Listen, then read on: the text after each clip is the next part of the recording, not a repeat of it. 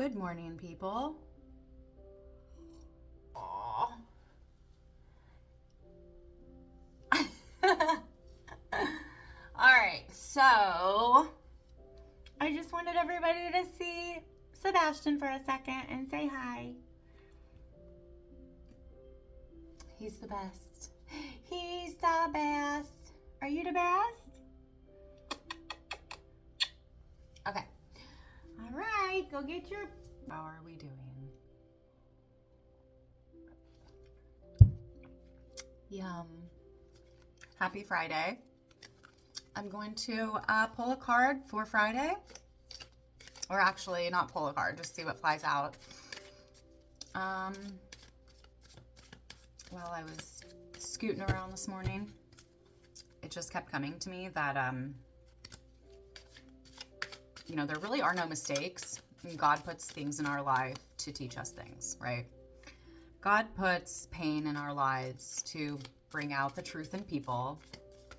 God puts pain in our lives to bring out parts of us that we would not otherwise see or know about ourselves, like know our true strength.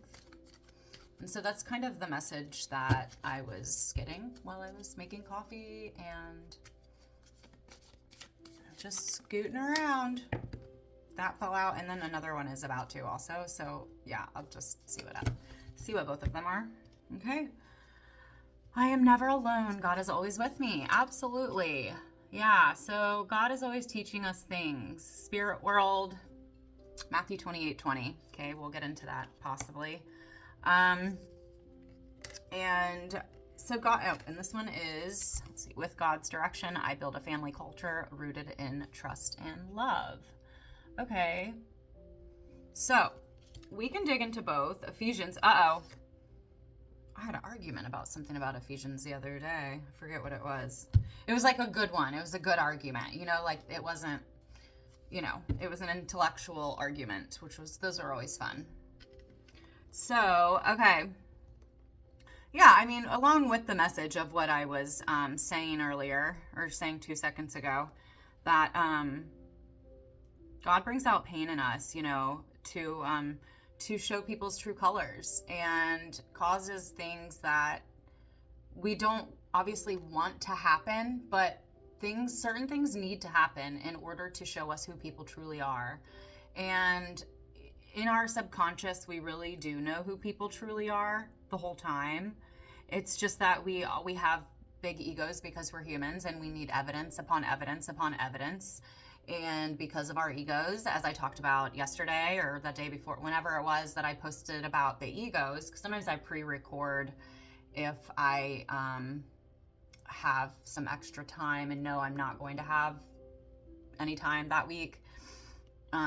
So I'll pre-record a couple messages. So I don't know what day it was that I recorded the ego message, but either way, we do have, we have big egos. We're human beings that think that we're being chased by bears a lot, and we need to tone it down and tell our brains and our ego selves that we are not being chased by bears and that we're okay, and retrain our nervous system, retrain our brains, and do that.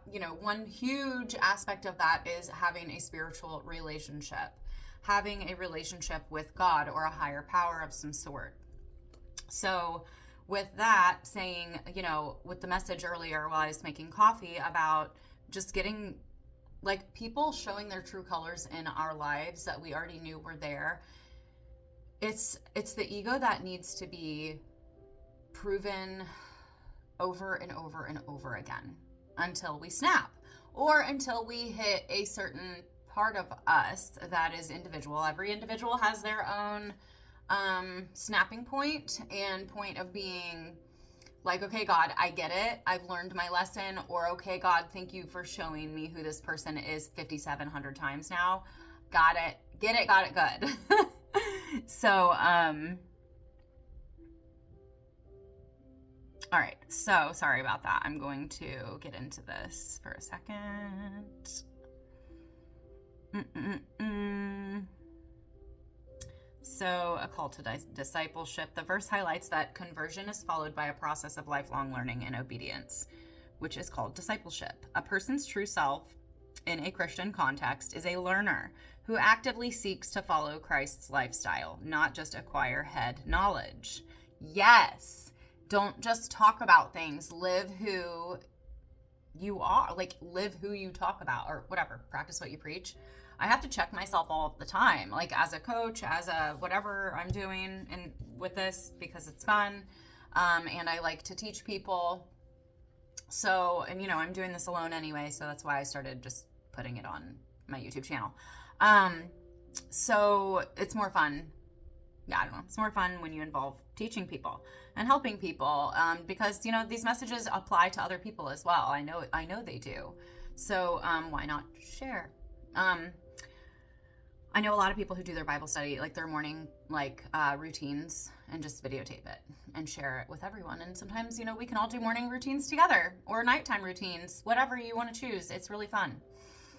So living the lifestyle, the whole point is that I check myself. I have to check myself multiple times, depending on what I'm going through in life. It's kind of like, okay, well, what would I tell a client? What would I tell a person in my life that I love, that whatever.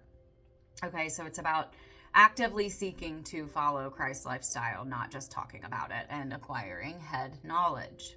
So transformation through obedience is to teach and observe all things. Okay, I have commanded you. Let's see. All right, I'm going to get into, hold on. Humility and service. They're called to obey. Consistently emphasize humility, self-sacrifice, love, and service to others.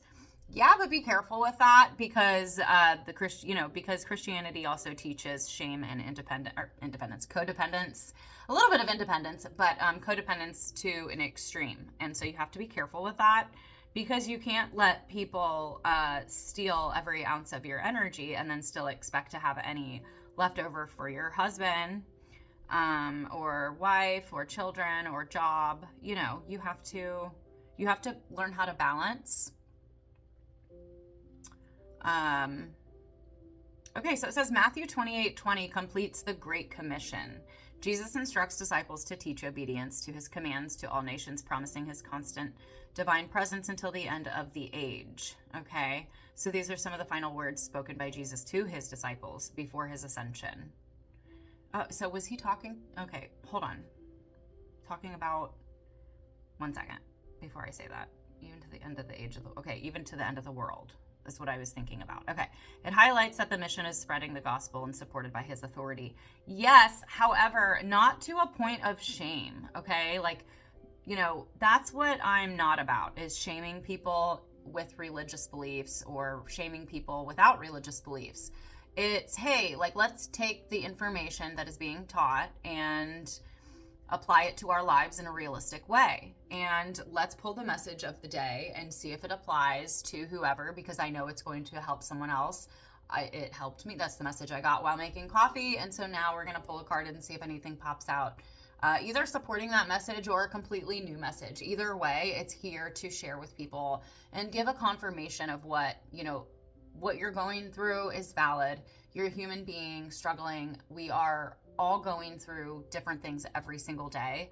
And so we don't need shame. We don't need guilt. We don't need these, it's like, okay, you're Christian, but you're not doing it right. Or, oh, you're pulling Bible cards or whatever. Well, you shouldn't be doing that. That's not right. Or, I don't know, whatever. People can say anything about anything, right? And shame it into a point of breaking people, to not supporting them enough and making them either go a different direction, which maybe God called them to that direction. So this is, it feeds more into, supports, whatever. One of the biggest things that I talk about all the time is just focusing on your own energy and keeping your own energy clean, meaning keeping negative and toxic messages and messages from the media, all of that out of your energy, out of your brain. Don't let these people and these things form your brain, okay? Because it's just not going to go well. Okay, and then that really actually, wow, that supports the next message, which is Ephesians 5:25. With God's direction, I build a family culture rooted in trust and love. You have the ability and the freedom and the strength, if you pull it from deep within and cut out all the BS, basically, to build your own lineage, to build your own family roots.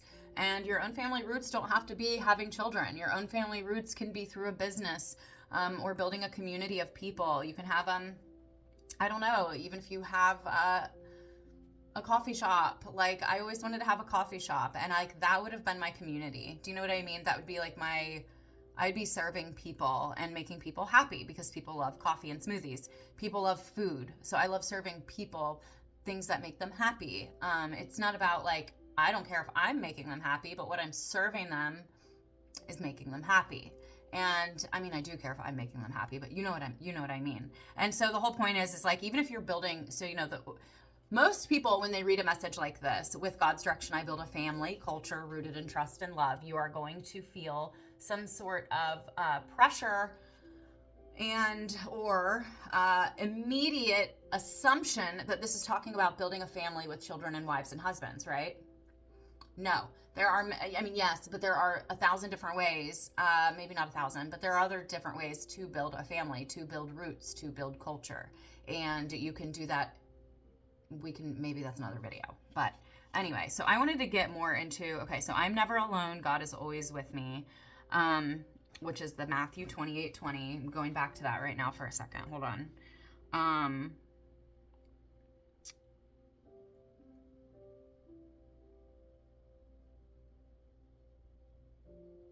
Okay, because I wanted to type in the Bible thing where it says, like, you can choose different categories and stuff. Okay, see, that's what, okay, cool, yeah. I love this. Because it really does, like, okay, it kind of backs up the message that I was hearing earlier. I am always with you, or I am with you always. Jesus is present even in situations that are difficult and causing fear. This constant companionship brings comfort during life's trials. It's the promise that Jesus' believers, no, I don't like that. This presence assures that suffering is not wasted, but instead serves to deepen trust in God, teaching obedience and revealing his power in human weakness. Yes, that is in way better words, supporting the message I got while making coffee. So painful situations often drive believers to rely on God rather than their own understanding, which is what I was typing in the Bible thing, going through trials and tribulations with Matthew, under Matthew. Okay. So, on God rather than their own understanding. Exactly. Teaching them to trust his, not trusting his will, and not just during good times, but during adversity. Which it's really the opposite. Most people don't believe in God when things are good, and they go to him during adversity. There's a lot of movies about that, actually.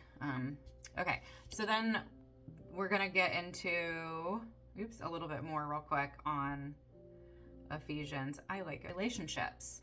This passage teaches that, like Christ, enduring pain for the sake of others brings sanctification, growth, and purposeful, redemptive, and spotless love. Yeah, that's like, you got to be careful with these types of messages, though. So yes, the verse commands that husbands love their wives just as Christ loved the church and gave himself up for her. There's a lot to that I'm not getting into on this one.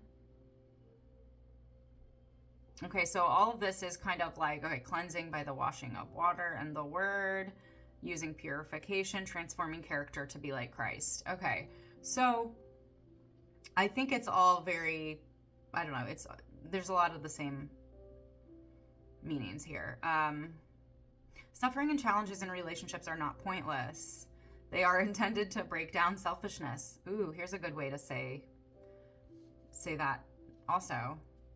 Okay, building endurance and faith, and push individuals to rely on divine strength rather than their own, which is, again, this whole message.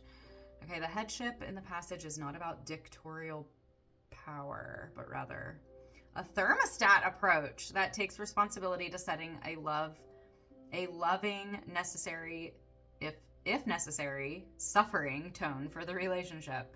Okay, well, that's another day. Ultimately reframes pain not as a sign of failure, but as an opportunity. I used to say that. I used to say that exact thing. That you can use pain as an opportunity instead of a weakness. Okay, but as an opportunity for sacrificial love to bring about growth and spiritual beauty in a relationship. If I'm saying it, then somebody needs to hear it. I do fully believe that. So if you were called to watch me today or listen to this message, then happy Friday, and you got 2 messages today, and I hope something about, well, actually 3, because my coffee message is 1 first, and then pulling from there.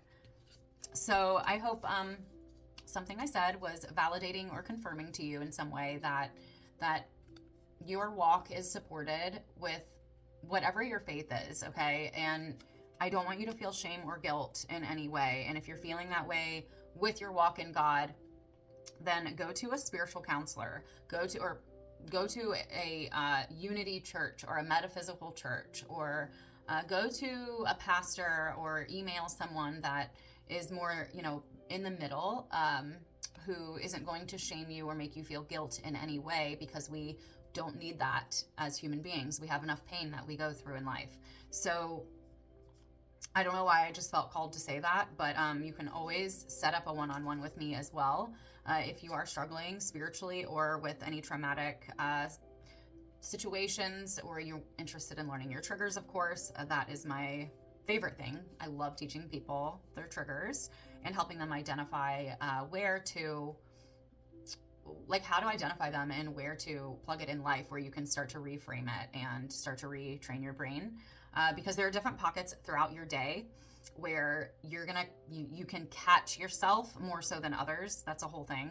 But like, for example, one is driving. So that's one thing that I get into with my clients. But anyway, that was just like a little side, some free info. But yeah, there's a lot more to that, obviously.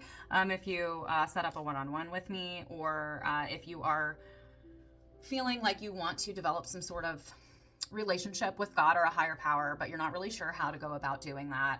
And maybe you don't like using the word Jesus or God. And I just want you to know that that's okay. That's okay. So, yeah. And I'm going to reading these. So with God's direction, I build a family culture rooted in trust and love. And again, that does not have to be meaning having children and a husband or a wife. You can create a family culture through many other things, such as a business, or creating your own community online, or creating community in a store, or whatever you are called to build and do here on earth, outside of being a parent, mother, or father, or husband or wife. So I just said parent, mother, father. You know what I'm saying. I'm not fully awake. And then again, I'm never alone. God is always with me. And if you're not liking the word God and Jesus, again, so just, you have the energy around you all of the time supporting you. You have a spirit team, whether you believe it or not, okay?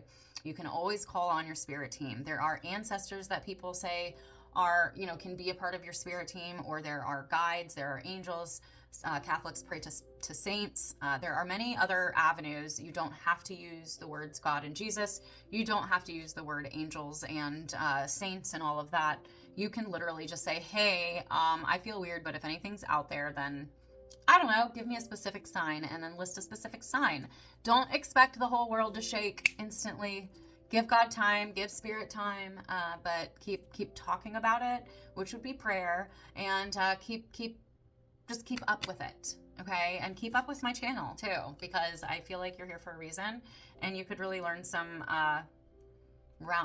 just outside of the box way of building faith, okay? So I'm going to end, because it's, I just have my badass affirmation cards here, so, and I love them. I think I pulled one yesterday or the other day. I don't know. So I'm going to I just randomly pull one, especially when they're sitting here. What's a message for, let's see, some leaders, because I know we have a lot of leaders that follow me. Follow the leader. Wasn't that is that a nursery rhyme or a song when we were growing up? I don't know.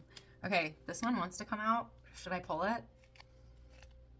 Because it's like it started coming out and then it got stuck. I am a badass magician. I love it. Turning shit into gold. Oh my gosh, that's hilarious. There you go if you want to take a picture.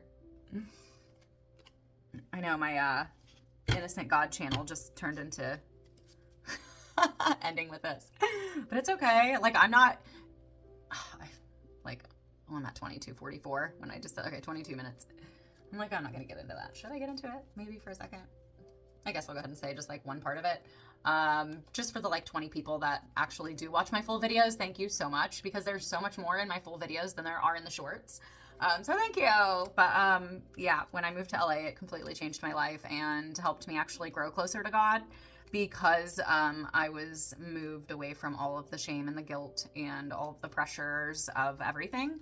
And yeah, I started to see like hundreds of Christians my age, you know, I was in my 20s, with tattoos and who still went out and had beer and wine and whatever, still partied and then went to church, but we're still like fully passionate about God and fully passionate about building a relationship with Jesus and being really close to God and being celibate and giving their body to God. And like, I've done that so many times. Having tattoos all over their body and face and having piercings everywhere, and, you know, just like dressing however they want to dress, and then showing up to church and being like, hell yeah, like, I love Jesus. What? You know, and then there's like motorcycle churches, and there's, you know, heavy metal churches and metaphysical churches and just everything. You know, there's so many. That's why I cannot stay long in small towns. They're too judgmental for me. It's too judgmental for me. So I've lived in way too many big cities at this point in my life that it just, yeah. So anyway, I'm not going to get into that. But anyway, I just want you to know that if you're on here either judging me in some way, then awesome, cool, keep coming back. And thank you for at least opening your mind. I mean, if you're sitting here judging me, you're still at least contemplating my message in a way. It says this fell out. So my desires guide me toward my true purpose and identity. Yeah. So, all right. Well, yeah. So if you are someone who is, I don't know, outside of the box type of look to you, or you feel like you're the black sheep in the family, or you're like an outsider of some sort and you don't belong in this like typical Christian box, then yeah, definitely keep following me. Leave comments, leave emojis if you don't want to leave comments, to please support my channel. Please hit the like button. Please support me by hitting the like button in the very least. I'm getting lots of views, and I understand that, you know, people like or don't like my message, but either way, you are learning something. So please support me by leaving an emoji or liking my channel, or at least keep watching. Thank you. It means a lot to me, and I guess that's all. So I hope everyone has an amazing weekend. I'm not going to go over 30 minutes. That's my goal. It's like my cutoff usually is 30 minutes. So if y'all have any questions, of course, you can always post them as a comment or email me. I did get one question the other day. I'm sorry I haven't opened it yet. I will get to that soon. And yeah, I'm open to any questions. I don't really shy away from much of any subject. So especially like when it comes to the family unit, to raising children, becoming an independent thought leader and all of that. I mean, becoming a Christian that is outside of the box. Set up an appointment with me, a one-on-one, and I can help walk you through these steps so that you can still feel supported as a developing Christian or as a like spiritual person of some sort, without being shamed or judged for, I don't know, having tattoos or piercings or weird clothes, or not weird, but you know what I mean. Having a different look to you, or because you cuss, or because you party, you still can go to church, or because you have sex, or because, you know, you have sex outside of a relationship or a marriage, or like, you know, you're still a human being, and you don't have to go to the extent of giving your body to God. You don't have to go to the extent of cutting off all media and, you know, alcohol and substances and all of that. I'm a perfectionist. I go to extremes. And so when I do something, I sometimes do it just 100%. Not with all things, but with things that I know that are going to help me the most and that I want to see the best results from. and quick results also, then the more ruthless you are, then the quicker you're going to see results, basically, and feel results. That's the point of, cutting out media, being celibate, not putting substances and toxins into your body. So like that's why I do all of that, because you see and feel results like pretty much instantly, and you just get stronger every day. And honestly, the things you learn from all of that, there's no other way to gain the knowledge and the spiritual things that happen without doing those things, if that makes sense. And this is just a side note for married people, taking celibate breaks. I know that sounds weird and crazy, but I've heard people doing it just to cleanse your spirit, or if you're feeling like you need a reset. It is a thing. Like you can absolutely do that. That's a whole nother thing, but I don't know why I felt called to say that. Maybe somebody, I don't know, somebody needed to hear that. We do have, SEX issues in our relationships sometimes, and a reset can help. Okay? So sometimes missing each other or I don't know, just taking a break from everything, from each other's lives, helps a lot. So I hope all of this or some of this helped you, and I hope y'all have a good weekend. All right, bye.